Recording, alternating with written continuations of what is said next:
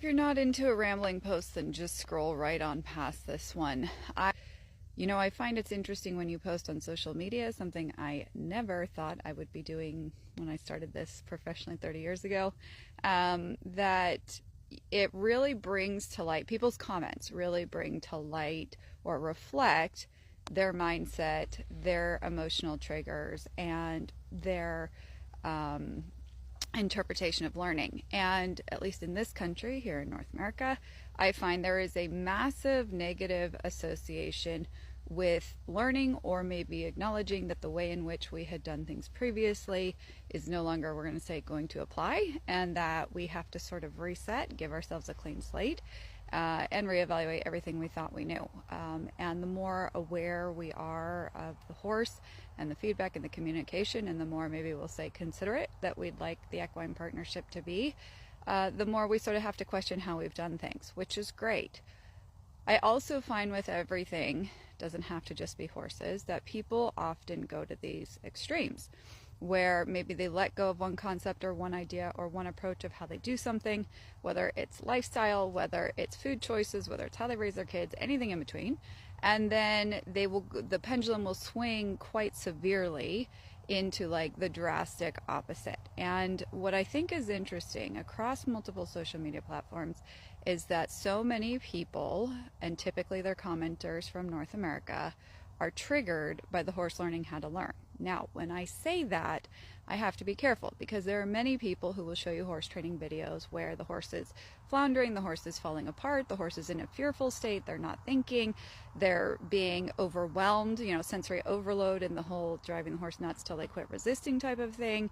There's a lot of justified aggressive training tactics that demand obedience, where the horse isn't actually learning, the horse is just not resisting anymore, we might say. Doesn't mean he's okay with it, doesn't mean he accepts things, but his behaviors no longer, I'm going to say, disappoint or are disapproved by the human, and therefore people consider it training.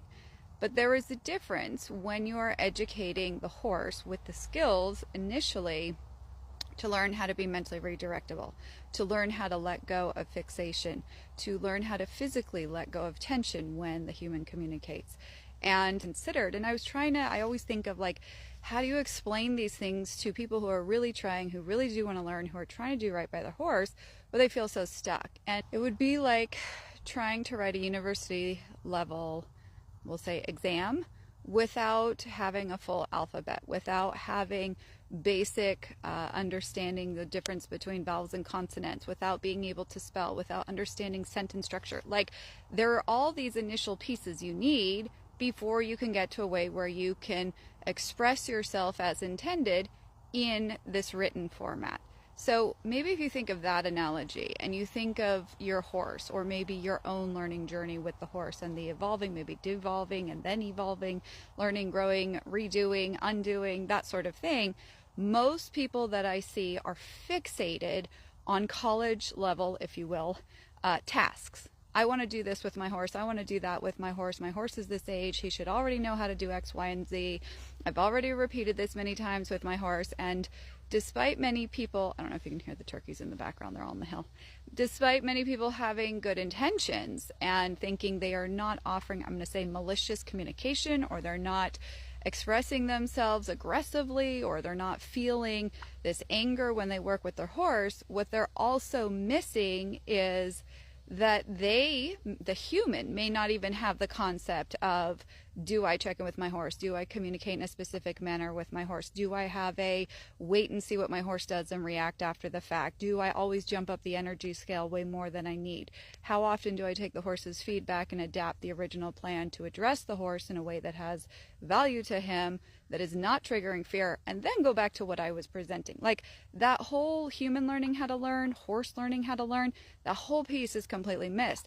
And so I see these like massive tangents of like written pieces and videos and all of this, if you will, psychology of the human and the horse, and I keep looking like, Yeah, but you're missing the fundamental basics. Like if you were learning a new language, you would not just try and jump in the deep end, or if you did, and just trying to put together full sentences and completely communicating, you might stumble along. You might remember a few things. You might, with enough practice, understand certain things if they became routine or consistent. But there would be so many holes if you really wanted to expand your understanding of the language, your maybe level of conversation and fluency and so on. It's the same thing with our horses. So when I get these sort of what I feel like knee-jerk reactions sometimes, or not just me, but I see it, you know, like across social media. And like I said, doesn't matter if it's videos, doesn't matter if it's written posts. It's like over and over and over, people are jumping up and down about trying to make points about things where it's like, I kind of call it the fluff stuff, like the after the fact things, rather than recognizing like the fundamental basics aren't there, which is why you're having to then deal with these other, we'll say, unwanted behaviors, unwanted responses, new responses in the horse as the human's trying to experiment with things. And everybody's trying to fix, you know, the fluff part. They're not actually digging into recognizing how much they're missing in the horse communication.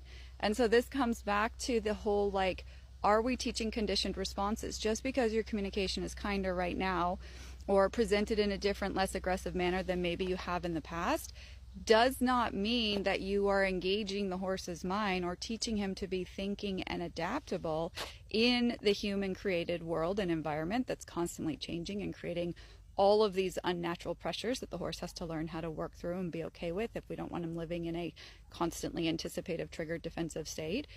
And if we're not recognizing that we're not addressing those, then you can do all the kind things you want. You can vow, you know, this is the only training approach, whatever method it is that you decide to stand by, but you're going to continuously see holes in your horse's education.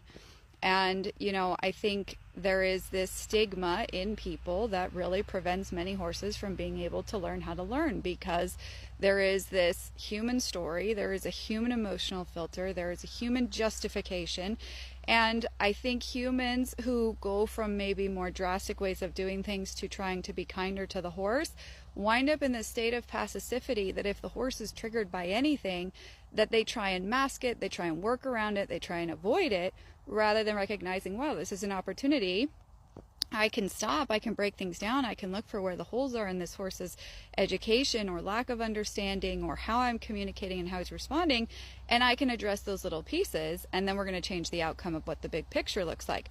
But instead, you see a lot of masking behavior, and then when you hear people explain it, really it has nothing to do with the horse. It's all about how it makes the human feel. So it's very easy to get burnt out and frustrated and want to throw your hands up in the air when you see so many people who are saying that they want to do right by their horse, but you watch most of the interaction and it has nothing to do with the horse. It's all about the human psychology, the human's emotional triggers, and then how the horse gets presented things is based on how it feels to the human, rather than saying, how can I become the supportive, we'll say, tool to help my horse learn to think and function and be adaptable without fear.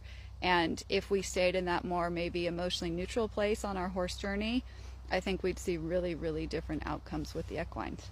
Anyways.